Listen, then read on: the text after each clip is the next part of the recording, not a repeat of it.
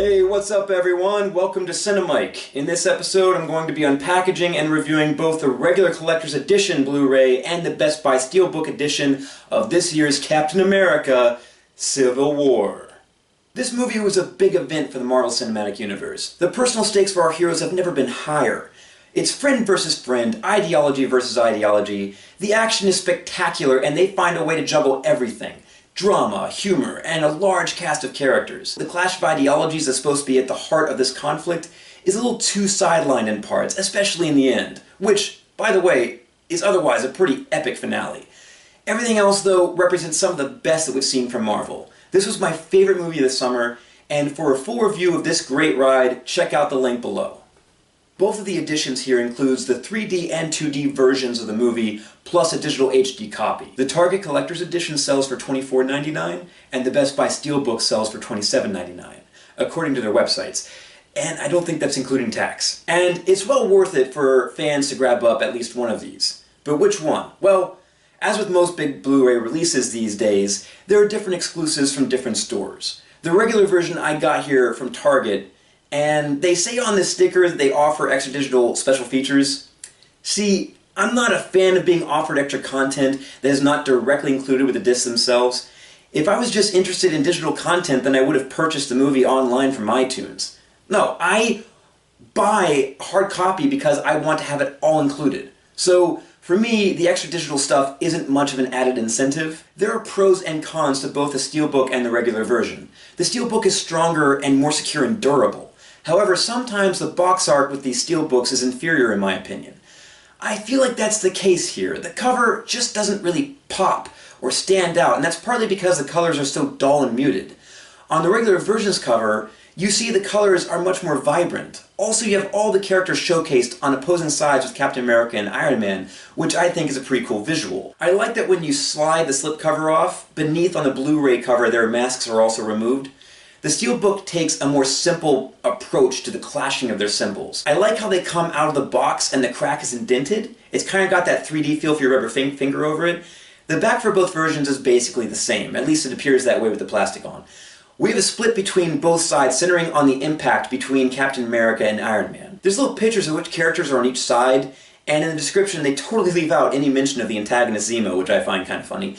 But here you see the special features listed. Steelbooks also never have the basic information as part of its actual box, and as I was mentioning, the plastic was kind of covering that, but as you can see, the information peels off once the plastic is removed. There are pros and cons to this. I like having that information there because it tells you everything that's included, so it organizes it and it looks nice. However, the advantage is that beneath this, there's a pretty epic and awesome back cover that basically makes up for it. You can see them coming together here. I like that. It's pretty cool looking. We find the same basic stuff inside both boxes. There's a card included that provides you with the digital movie code so you can download it. Another brownie point to the Steelbook is that when you remove everything from the box, there's more cool visuals of the two opposing sides fighting inside. Now, onto the discs themselves. The main menu, the setup is pretty standard and easy to follow. If you go to featurettes in the menu, the crown jewel that will water hardcore fans' mouths is the two-parter documentary United We Stand, Divided We Fall, the making of Captain America: Civil War. This reviews the desire by the filmmakers to up the ante and to take a risk by adapting the Civil War comic. And it talks about getting the cast of characters to sign on to this. It shows behind the scenes, the stunts, the effects, seeing the genius of the Russo brothers' direction. It tackles the themes and the complicated relationships. It focuses in on characters like Ant-Man's inclusion, the introduction of Black Panther, and the reintroduction of Spider-Man to the MCU. Part 1 is 22 minutes, and Part 2 is 23 minutes. That combined together is around 45 minutes long, so good stuff. But I'm not really sure why it's broken up into two parts. It seems more logical to me to keep it all under one roof, but hey, I don't make the decisions. It's a pretty comprehensive making-of documentary, and that's a good thing because the rest of the features are much less beefy. We've got two 4-minute long features called The Road to Civil War, one covering Captain America's journey into the Civil War movie, and the other covering Iron Man's. They also discuss the talents of the perfectly casted Chris Evans and Robert Downey Jr. They're a bit short, but also sweet. There's also a quick sneak peek at the Doctor Strange movie that's coming up, that I enjoy for its shorter length, but that's because I only wanted a little appetizer for now. Save the big stuff for later.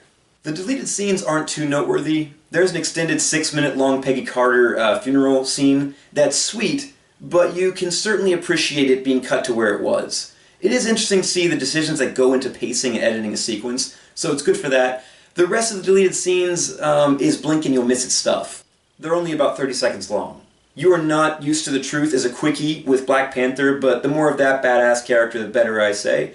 Gotta Get Me One of Those is notable because it shows you some incomplete effects action from the airport battle, so that's kind of cool to see. Then we have a really fun while it lasts gag reel that's under 3 minutes. It's cool to see behind the curtain on certain moments, like seeing Tom Holland in a motion capture suit. Then there's an audio commentary by the Russo brothers as well as the writers of the movie. Fortunately, these guys are good company, so definitely check it out if you're up for it. I only managed to watch a bit of it, but what I saw was informative, and it did kind of shed light on certain aspects of the production. One thing that's absent from this release, and it has been from the last couple of MCU Blu-rays, are the Marvel one-shots. I really enjoyed those. They'd basically be little short films set within the universe that would expand on some subplot or side character. I think it was a great way to enrich the universe, and it adds an extra incentive to buy a hard copy of the movie. It was great stuff. I'd really like to see them get back to those Marvel one-shots. And that basically covers it. To sum it up, amazing superhero movie that earns a spot in the top ranks of the best. The exclusives from the different versions are more minimal than other releases. It would have been nice to have more included, especially for them calling this a collector's edition. That said, it may be simpler than other big Blu-ray releases, but I still enjoyed what I got out of it. So between these two versions, which one should you buy? Well, I say it all depends on what you're looking for. The Steelbook is great for collectors, whereas the collector's edition is great for the cheaper price. This is a solid purchase, and I do recommend it. I mean, of course, just based on how great the movie is alone, you should buy it. Well, that's all I got for you guys for this episode. Click like if you enjoyed it or found it informative. Feel free to comment below if you want to discuss this release, its features, and if you think the price is fair, or if you just want to discuss the movie in general. Please subscribe, and join me next time when I nerd out about something else. Until then, this is Mike, signing off.